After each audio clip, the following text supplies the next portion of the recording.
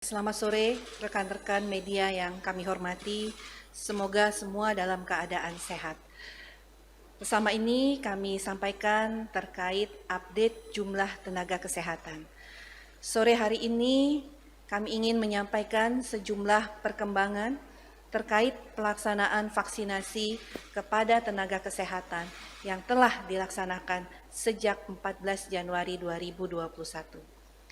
Kabar baik dapat kami sampaikan bahwa hingga tadi siang, hari ini, tanggal 21 Januari pukul 13, maka jumlah tenaga kesehatan yang telah divaksinasi di 13.525 fasilitas pelayanan kesehatan yang ada di 92 kabupaten kota di 34 provinsi sudah mencapai lebih dari 132.000 orang, atau 22% dari total 598.483 tenaga kesehatan. Yang tentunya jumlah ini adalah tenaga kesehatan yang akan divaksinasi pada tahap awal ini. Di tahap pertama, kami sudah menyebarkan undangan untuk mendapatkan vaksinasi bagi 598.483 tenaga kesehatan dari target sebanyak 1,4 juta tenaga kesehatan. Sisa sebanyak 888.282 tenaga kesehatan sudah mulai diberikan undangan di tanggal 21 Januari kemarin. Jika ada tenaga kesehatan yang belum terdaftar di tahap pertama, maka kemungkinan mereka berada di kelompok kedua. Selain jumlah tenaga kesehatan yang telah divaksinasi tersebut, terdapat juga 20.154 tenaga kesehatan yang tidak bisa diberikan vaksinasi ataupun kemudian ditunda karena sejumlah alasan. Di antaranya merupakan penyintas COVID-19 atau memiliki komorbid atau penyakit bawaan dan sedang dalam keadaan hamil. Proses vaksinasi kepada tenaga kesehatan masih akan terus berlangsung dan diharapkan hingga Februari kami dapat mencapai target 1,47 juta tenaga kesehatan divaksinasi. Vaksinasi sangat penting diberikan kepada tenaga kesehatan untuk mengurangi tentunya tingkat keparahan penyakit sehingga mengurangi angka jumlah tenaga kesehatan yang meninggal. Kita sudah kehilangan lebih dari 600 tenaga kesehatan dan ini merupakan kehilangan yang besar bagi bangsa Indonesia. Mari kita putus bersama mata rantai penyebaran COVID-19 melalui vaksinasi. Vaksinasi memiliki manfaat yang lebih besar dibanding resikonya, karena vaksin memiliki resiko efek samping yang rendah.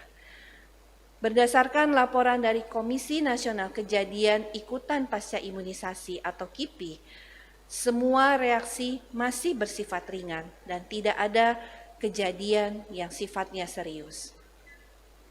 Selain informasi mengenai jumlah tenaga kesehatan yang telah mengikuti program vaksinasi, sore hari ini kami juga akan menyampaikan informasi terkait pendaftaran manual bagi tenaga kesehatan.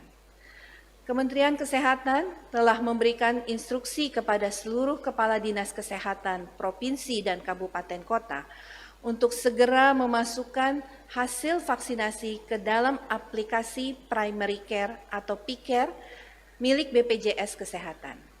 Upaya ini diambil oleh Kementerian Kesehatan untuk memudahkan tenaga kesehatan dalam berpartisipasi dalam program vaksinasi, sekaligus juga mempercepat proses vaksinasi yang kita harapkan dapat selesai di akhir Februari 2021.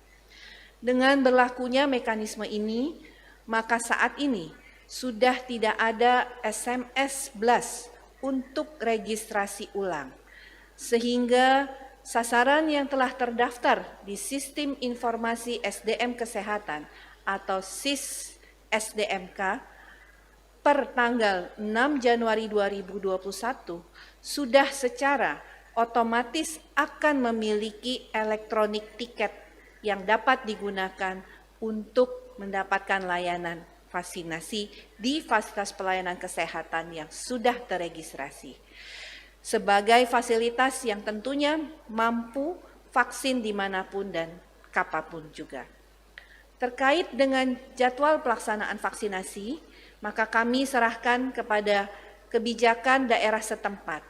Karena teman-teman di Dinas Kesehatan Kabupaten Kota dan Provinsi inilah yang akan mengelola jumlah vaksin, logistik, dan sumber daya. Mekanisme ini juga demi menghindari terjadinya penumpukan tenaga kesehatan pada saat mendapatkan layanan vaksinasi. Bagi tenaga kesehatan yang belum terdaftar sebagai penerima vaksin, masih dapat didaftarkan secara berjenjang melalui verifikasi Dinas Kesehatan Kabupaten Kota untuk selanjutnya dapat disampaikan kepada Kementerian Kesehatan, dalam hal ini adalah Pusat Data dan Informasi, melalui pengelola aplikasi SI-SDMK. Data tersebut paling lambat diterima pada hari Sabtu tanggal 23 Januari 2021. Aplikasi P-Care atau Primary Care vaksin COVID-19 sendiri adalah merupakan bagian dari sistem informasi satu data vaksinasi COVID-19. P-Care mendukung proses registrasi sasaran penerima vaksin, screening status kesehatan, serta melakukan pencatatan dan pelaporan hasil pelayanan vaksinasi COVID-19. Bagi rekan-rekan tenaga kesehatan yang memiliki pertanyaan terkait pelaksanaan vaksinasi, kami menganjurkan untuk menghubungi hotline vaksinasi COVID-19 di nomor 119 extension 9 atau melalui email di vaksin@pedulilindungi.id. Selanjutnya, kami ingin menyampaikan bahwa kami juga turut prihatin dengan Bupati Sleman yang saat ini Bapak Sri Purnomo yang dinyatakan diketahui positif COVID-19. Kami sampaikan kondisi beliau saat ini baik dan tidak menunjukkan gejala apapun. Beliau saat ini hampir berusia 60 tahun dan beliau sedang melakukan isolasi mandiri di rumah dinas. Bapak Sri Purnomo benar sudah melakukan vaksinasi COVID-19 untuk suntikan pertama pada tanggal 14 Januari 2021. Namun, beliau memang belum mendapatkan suntikan kedua. Kita ketahui bahwa vaksin Sinovac atau CoronaVac adalah vaksin berisi virus mati atau inactivated. Jadi, hampir tidak mungkin menyebabkan seseorang terinfeksi.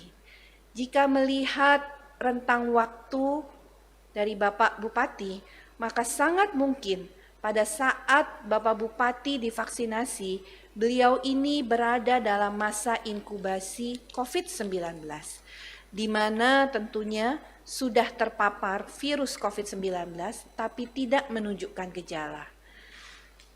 Secara alamiah, waktu antara paparan dan munculnya gejala atau load virus itu adalah sedang tinggi-tingginya sekitar pada 5 sampai dengan 6 hari.